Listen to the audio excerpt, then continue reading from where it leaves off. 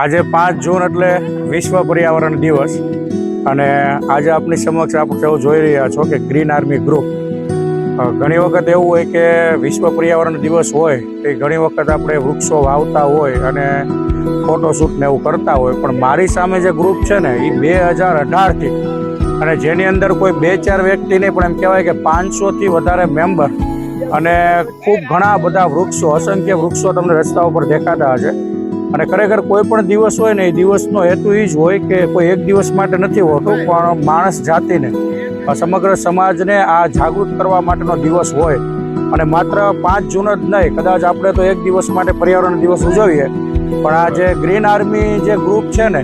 એના માટે 365 દિવસ પર્યાવરણ દિવસ હોય. તો ખરેખર આપણા સૌ માટે આ ગર્વની વાત છે કે આવા ગ્રુપ આપણા સુરતની અંદર અને ગુજરાતની અંદર કાર્યરત છે, જેથી કરીને આ પર્યાવરણનું સંરક્ષણ કરી રહ્યા છે. એટલે હું મેહુલ બાબરી આપ સૌનો ખૂબ ખૂબ આભાર માનું છું.